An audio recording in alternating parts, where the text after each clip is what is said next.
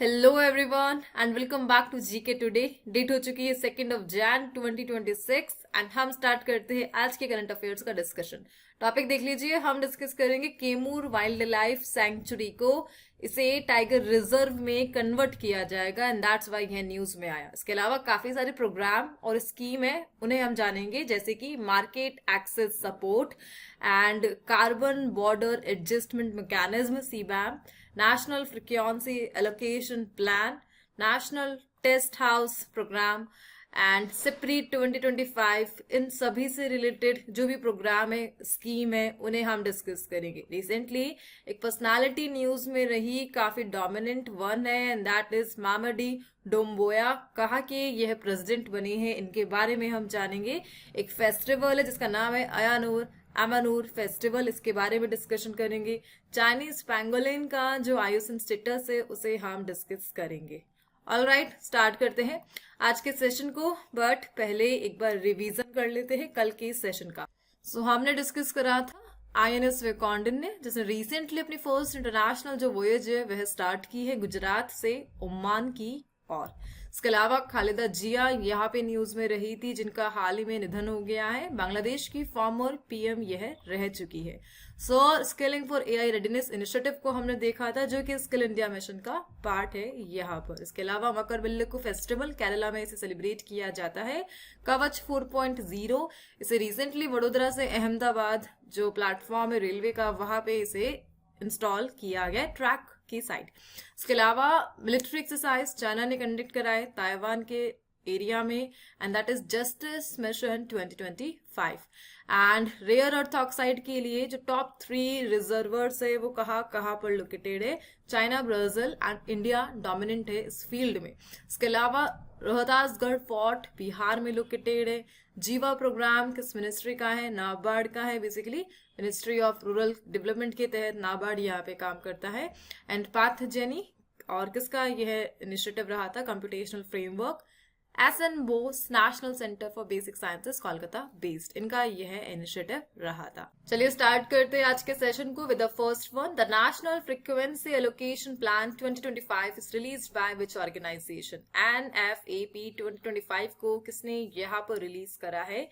इसे रिलीज करा है मिनिस्ट्री ऑफ कम्युनिकेशन। अब मिनिस्ट्री ऑफ कम्युनिकेशन में भी डिपार्टमेंट ऑफ टेलीकम्युनिकेशन इसे इम्प्लीमेंट करने में लगा हुआ है। एनएफएपी 2025 एक टाइप की यह रूल बुक है, जिसमें रूल्स बताए गए हैं कि इंडिया में रेडियो फ्रिक्वेंसीज को किस फील्ड में और कौन यूज कर सकता है।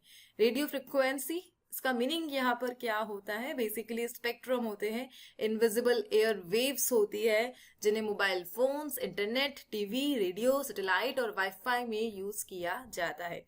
ये जो प्लान है ना, ये मिनिमम फ्रिक्वेंसी से हाई फ्रिक्वेंसी जो रेंज है उसे कवर करता है और 8.3 किलोहर्ट्ज से यह स्टार्ट हो रही है और मैक्सिमम 3000 गीगाहर्ट्ज तक यह जा रही है, जो कि एक्सट्रीमली हाई है।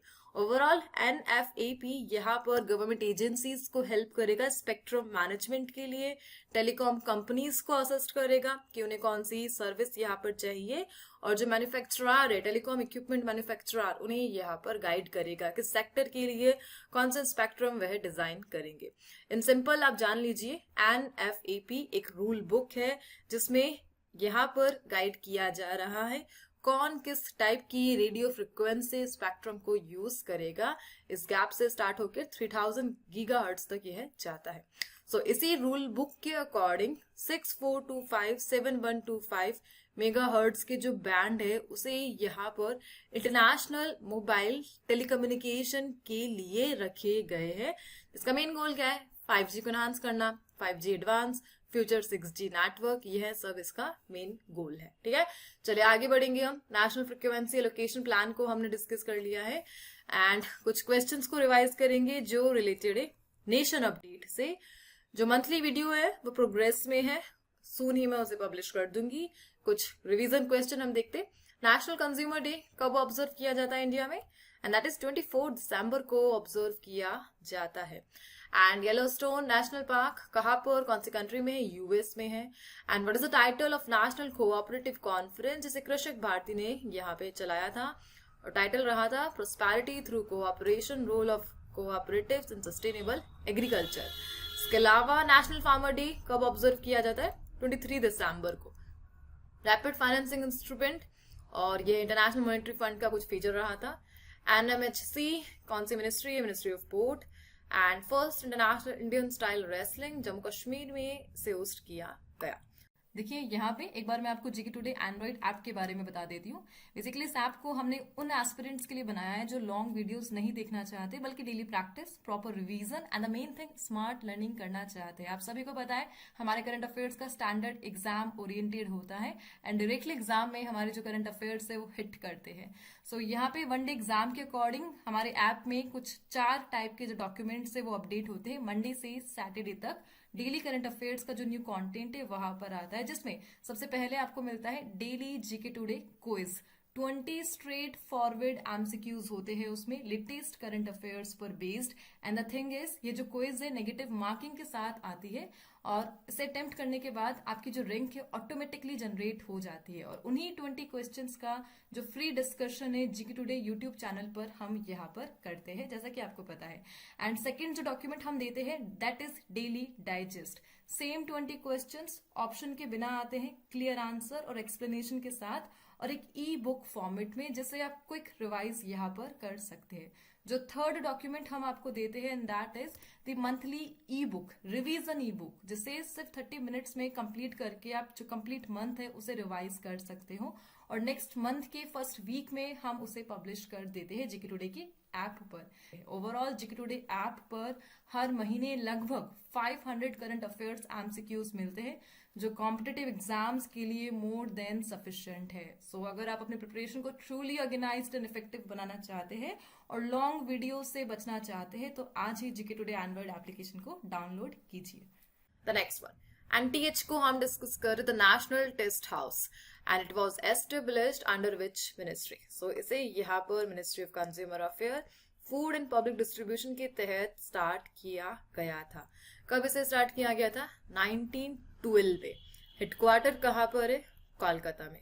इनका मेन गोल क्या है? सो एक टेस्टिंग लैब है यह, जहां पर डिफरेंट सेक्टर्स के जो भी प्रोडक्ट है उनका टेस्ट किया जाता है कि क्या वह सस्टेनेबल है, इको फ्रेंडली है और हेल्थ फ्रेंडली है क्या। ठीक है। सो रिसेंटली यहाँ पे हुआ क्या, जो NHAI है, the national highway authority of India, इन्होंने अपनी लैब बनाया है नेशनल टेस्ट हाउस को। इट मीन्स हाईवे कंस्ट्रक्शन का जितना भी सामान है उसका जो सैंपल है उसकी टेस्टिंग NTH लैब्स में की जाएगी क्वालिटी को श्योर करने के लिए। Overall NTH the national test House Ministry of consumer Affair के तहत काम करता है और इंडिया की लार्जेस्ट गवर्नमेंट टेस्टिंग लैब है यह, ट्रांसपेरेंसी और एफिशिएंसी को बढ़ाते हुए। ठीक है, तो आपने जान लिया है यहाँ पर NTH को मिनिस्ट्री ऑफ कंज्यूमर अफेयर के तहत यह यहाँ पर काम कर रहा है। आगे बढ़ेंगे द नेक्स्ट वन, एक फेस्टिवल को हम डिस्कस कर रहे हैं जिसका नाम है Ayyanur Ammanur festival and it is mainly associated with which tribal community? Kota tribal community से यह एसोसिएटेड है। कोटा ट्राइबल कम्युनिटी PVTG है, तमिलनाडु में यह पाई जाती है और विलेज है इनका सोलूर कोकाल विलेज नियर उद्गम मंडलम, और यहाँ पर इस फेस्टिवल को सेलिब्रेट किया जाता है। एनुअल फेस्टिवल है, अपने कल्चरल हेरिटेज और कम्युनिटी इन्वॉल्वमेंट को दिखाने के लिए लोग इसे सेलिब्रेट करते हैं। अपने जो देवता है डेटी इनको पूजने के लिए, एंड वुमेन्स यहाँ पे रिचुअल डांसेस परफॉर्म करती है। ओवरऑल आपको ध्यान रखना है festival Kota tribe and state है तमिलनाडु। ठीक है, चलिए आगे बढ़ेंगे हम यहाँ पर फेस्टिवल्स को अगेन आज हम रिवाइज करेंगे। लास्ट सेशन में हमने जो जो फेस्टिवल देखे, जस्ट लाइक सिंहस्थ कुंभ मेला, कब इसे ऑब्जर्व किया जाता है? 12 साल में, मध्य प्रदेश का है ये Simhastha Kumbh Mela actually it is. Which Indian festival has been added to UNESCO's representative list of intangible? Deepavali है। National street food festival new Delhi Charaichung Assam का है। इंडिया इंटरनेशनल साइंस फेस्टिवल, इसे जो थीम रखी गई विज्ञान से समृद्धि द आत्मनिर्भर भारत। हॉर्नबिल फेस्टिवल नागालैंड का। International sand art festival Odisha में इनॉग्रेशन हुआ। ठीक है, आगे बढ़ेंगे। Mamadi Doumbouya has been elected as the president of which country? So again यहाँ पर यह है एक कंट्री के प्रेसिडेंट बने हैं एंड कौन सी कंट्री है? यह है अफ्रीका कॉन्टिनेंट में located and the name is Guinea. So recently इन्होंने 2021 के बाद ऑफिशियली 2025 की जो प्रेसिडेंसी हुई थी, इलेक्शन हुए थे, उसमें जो प्रेसिडेंट टर्म है उसे यहाँ पर जीता है, ठीक है। 86.72% वोट इन्हें यहाँ पर मिले। 7 ईयर का जो टर्म है इन्होंने सिक्योर किया। द थिंग इज 2021 में इन्होंने गिनी में किया था मिलिट्री कूप, और उस कूप को यहाँ पे इन्होंने ही लीड किया था। एंड 2021 से इनके पास गिनी की प्रेसिडेंसी है ना। 2025 के इलेक्शन को भी इन्होंने जीत लिया है, और अगेन यहाँ पर यह इलेक्ट हो चुके हैं गिनी के प्रेसिडेंट। गिनी मैप में एक बार मैं आपको दिखा देती हूँ, कुछ इस प्रकार से आपको दिखेगा। अफ्रीका जो कॉन्टिनेंट है वहां पर यह लोकेटेड है। अटलांटिक ओशन के साथ अपना जो कोस्टल लाइन है यह शेयर करता है। इसकी कैपिटल कोनाक्री है। सो एक न्यू कंट्री यहाँ पर आई है, कैपिटल आप लोग ध्यान रखेंगे। एंड अटलांटिक ओशन के साथ ये शेयर कर रहा है अपनी बाउंड्री, और अदर जो कंट्रीज हैं जो उसके साथ अपनी बाउंड्री शेयर कर, जस्ट लाइक माली हो गया, लाइबेरिया हो गया, सियरा लियोनी हो गया, सेनेगल हो गया, एंड ये अदर गिवन है सम कोट आइवरी हो गया, and Guinea बिसाओ। So in countries के साथ यह अपनी जो बाउंड्री है शेयर कर रहा है 6 कंट्रीज के साथ, एंड अटलांटिक ओशन के नियर बाय यह लोकेटेड है। चलिए आगे बढ़ेंगे हम। कुछ इंटरनेशनल करंट अफेयर्स जो कैटेगरी है उसी का रिवीजन हम यहाँ पे कर रहे हैं। And the questions are, India unveiled the UPI Universal Postal Union Integration Project at which event? So 28th Universal Postal Congress जो दुबई में हो रहा था, यहाँ पर इसे अनवील किया गया। प्रांत संघ जो सेकेंड हाइड्रो इलेक्ट्रिक प्रोजेक्ट इस कंट्री में है, भूटान में। बीमस्टेक और जो न्यू चेयर यहाँ पे हुआ है अपॉइंट, बांग्लादेश 2 साल के लिए। And BRICS nation land degradation और सॉइल फर्टिलाइट लॉस के लिए इन लोगों ने जो इनिशिएटिव यहाँ पे लॉन्च करा, फर्टिलिटी लॉस के लिए, BRICS land restoration partnership. And एक ऐसा यूएस स्टेट जो फर्स्ट यहाँ पर बना है क्लाइमेट इम्पैक्ट फी, जैसे ग्रीन फी कहते हैं, उसे इंट्रोड्यूस करने वाला, एंड दैट इज हवाई। अफ्रीकन कंट्री यहाँ पर जिसने लॉन्च करा है मेजर लाइफ स्टॉक वैक्सीनेशन, और इसका नाम है तंजानिया। एंड आईएमओ का हेडक्वार्टर कहाँ पर है? लंदन बेस्ड है ये। चलिए आगे बढ़ते। The next one, SIPRI 2025, it was launched by which organization? ESIC ने इसे यहाँ पे लॉन्च करा, Employees State Insurance Corporation। And SIPRI 2025 को यहाँ पर एक्सटेंड किया गया 1 जन से 31 जन 2026 तक। इस स्कीम का जो अप्रूवल है वो 196 ECI कॉर्पोरेशन मीटिंग में दिया गया, जिसे union minister doctor Mansukh Mandaviya के द्वारा चेयर किया गया। ओवरऑल इसका मेन गोल क्या है? जितने भी अनरजिस्टर्ड एम्प्लॉयर्स है और एम्प्लॉयज है उनका रजिस्ट्रेशन करना, सो दैट यहाँ पर ऐसे एम्प्लॉयज जो अनऑर्गेनाइज सेक्टर में काम कर रहे हैं उन्हें यहाँ पर इंश्योरेंस का बेनिफिट दिया जा सके। The thing is ESI framework में आप रजिस्टर करा सकते हो। इसमें कोई आपका जो पास्ट इंस्पेक्शन है वह नहीं होगा, किसी भी टाइप का जो रिकॉर्ड है वह सबमिट नहीं कराना। जस्ट गवर्नमेंट ऑफ इंडिया के साथ आप अपना डेटा शेयर कर रहे हैं कि आप कहाँ पर काम करते हैं, एंड गवर्नमेंट ऑफ इंडिया किसी क्राइसिस में आपको यहाँ पर इंश्योरेंस प्रोवाइड करेगा इसके तहत, and that is SIPRI 2025। Overall यहाँ पर एम्प्लॉयज स्टेट इंश्योरेंस कॉर्पोरेशन को आप जान सकते हैं, न्यू दिल्ली में इनका हेडक्वार्टर लोकेटेड है। एंड कौन से ईयर से ये ऑपरेशनल बना था? 1952 से यह ऑपरेशन में आया था। आगे बढ़ते। केमूर वाइल्ड लाइफ सेंचुरी, बिकॉज इसे यहाँ पे कन्वर्ट करने की प्लानिंग चल रही है as a tiger reserve, that's why ये न्यूज में आया। कहाँ पर यह लोकेटेड है? बिहार में यह लोकेटेड है। और ये जो प्रपोजल है NTCA को यहाँ पर भेजा जा चुका है। बिहार की लार्जेस्ट वाइल्ड लाइफ सेंचुरी है केमूर, एंड रोहतास डिस्ट्रिक्ट में फैली हुई है बिहार में, ठीक है। बस इतना जानना है। NTCA हम सभी जानते हैं वाइल्ड लाइफ एक्ट 1972 के तहत इसे बनाया गया। कौन से ईयर में? 2005 में, मिनिस्ट्री ऑफ एनवायरनमेंट के तहत। सो कुछ जो सेंचुरीज है उन्हीं से रिलेटेड क्वेश्चंस का रिवीजन हम यहाँ पे कर लेते हैं। Just like Chapori wildlife Assam में है, थ्योनी मध्य प्रदेश में, नारपू मेघालय में, विल्लोड तमिलनाडु में, चक्रशीला आसम में, केमूर बिहार में, चराइचुंग असम का। That's all. The market access support intervention is part of which flagship initiative? So यहाँ पर MAS को हम डिस्कस कर रहे हैं, मार्केट एक्सेस सपोर्ट। इसका मेन गोल क्या है? इंडिया का एक्सपोर्ट प्रमोट करना है, और उसी के लिए ये फ्लैगशिप इनिशिएटिव यहाँ पे लाया गया जो अलाइन करता है एक्सपोर्ट प्रमोशन मिशन के साथ। पहले एक्सपोर्ट प्रमोशन मिशन के बारे में जान लेते हैं। सो मिनिस्ट्री ऑफ कॉमर्स के तहत यहाँ पर एक्सपोर्ट प्रमोशन मिशन को लाया गया था। कौन कौन सी मिनिस्ट्रीज यहाँ पर ईपीएम के लिए लगी हुई है? मिनिस्ट्री ऑफ कॉमर्स है, मिनिस्ट्री ऑफ एमएसएमई है एंड मिनिस्ट्री ऑफ फाइनेंस। इन तीनों मिनिस्ट्रीज ने यहाँ पर ईपीएम के लिए कोलैब करा है। नाउ इंडियन गवर्नमेंट ने मार्केट एक्सेस सपोर्ट को यहाँ पे लॉन्च करा है ईपीएम के under. Market access support basically Niryat Disha सब स्कीम का ही पार्ट है, जिसे यहाँ पर नवंबर 2025 में ही अप्रूवल दिया गया था। ओवरऑल इंटरनेशनल मार्केट का जो एक्सेस है इसको बढ़ाने के लिए एमएएस को यहाँ पे लाया गया इंडियन एक्सपोर्टर्स के लिए, सो दैट इंडियन एक्सपोर्टर को यहाँ पर नॉलेज हो इंटरनेशनल जो मार्केट है वह कैसा है और कैसे उसमें अपना जो प्रोडक्शन है उसे बूस्ट किया जा सकता है। एंड ईपीएम के बारे में तो हमने डिस्कस कर ही लिया है। ज्वाइंटली 3 मिनिस्ट्रीज का कोलैब है इसमें एंड ईपीएम के तहत यहाँ पर एमएएस को लाया गया। That's all. एंड यहाँ पर एक अदर स्कीम को भी मेंशन किया गया, दैट इज निर्यात दिशा सब स्कीम। सो यह है मिनिस्ट्री ऑफ कॉमर्स की है और मार्केट एक्सेस को फैसिलिटेट करना एक्सपोर्टर्स के लिए, यही इसका गोल है। आगे बढ़ते the next one. Chinese pangolin यहाँ पे न्यूज में रहा। आईयूसीएन स्टेटस आपसे पूछा जा रहा है इसके लिए। So Chinese pangolin critical endangered category में है यह। एंड रिसेंटली यहाँ पर एनसीएफ न्यूज में रहा, द नेचर कंजर्वेशन फाउंडेशन, और यहाँ के जो रिसर्चर्स है इन्होंने बताया कि जो आदि कम्युनिटी है, आदिवासी, इन लोगों की हेल्प से चाइनीज पैंगोलिन को इजीली ट्रैक किया जा सकता है।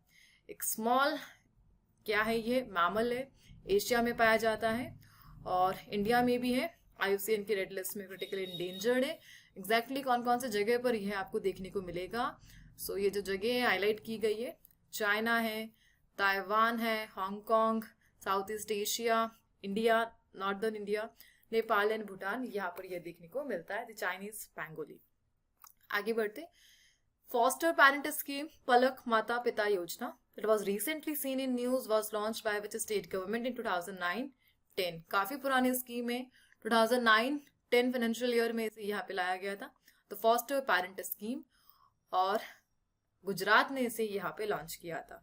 सो जो अनाथ बच्चे हैं और अबैंडन चिल्ड्रन है उनके लिए इस स्कीम को यहाँ पे लाया गया सो दैट उनका पालन पोषण किया जा सके और फैमिलीज के थ्रू उनका जो भी ग्रोथ है यहाँ पे किया जा सके, ना कि किसी इंस्टीट्यूशन के द्वारा। इस स्कीम के द्वारा ऐसे केयर गिवर्स जो इन बच्चों को यहाँ पर अडॉप्ट करते हैं उन्हें 3000 मंथली प्रोवाइड किए जाते हैं जब तक वह बच्चे 18 ईयर्स तक नहीं हो जाते, उनके एजुकेशन, हेल्थ केयर और डेली नीड्स के लिए। और इसी के लिए गुजरात का बनासकांठा डिस्ट्रिक्ट ने यहाँ पर लीड करा है इस स्कीम को इम्प्लीमेंट करने के लिए। यहाँ पर 2818 बेनिफिशियरीज इस स्कीम के लिए, जिसमें 1727 चिल्ड्रन है और इन्हें सम 51.81 लाख जो मंथली है यहाँ पे रिसीव हुआ है इस प्रोग्राम के तहत। सो फॉस्टर पेरेंट स्कीम गुजरात से यह रिलेटेड है। आगे बढ़ते द नेक्स्ट वन।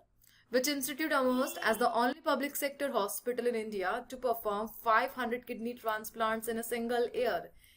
एक सिंगल ईयर में यहाँ पर 500 किडनी ट्रांसप्लांट करने वाला जो हॉस्पिटल है वह कौन सा बना है? सो प्लीज नोट कीजिए, ये हॉस्पिटल है अहमदाबाद बेस्ड। हॉस्पिटल का नाम है institute of kidney disease and research centre Ahmedabad. And national record in लोगों ने बनाया है एक पब्लिक हॉस्पिटल के लिए। And only government run hospital है यह इंडिया में जिसने 500 ट्रांसप्लांट इन 1 ईयर इसे अचीव किया है। ठीक है, गुजरात का जो हेल्थ डिपार्टमेंट है इसके तहत ये इंस्टीट्यूट यहाँ पे काम कर रहा है। सो किडनी रिकॉर्ड इन्होंने यहाँ पे बनाया एंड दैट्स वाई ये न्यूज में आ गया। किडनी ट्रांसप्लांटेशन से रिलेटेड कुछ स्टैटिक पार्ट को हम यहाँ पे कवर कर सकते हैं। जो फर्स्ट किडनी ट्रांसप्लांटेशन है वो 1954 में हुआ था।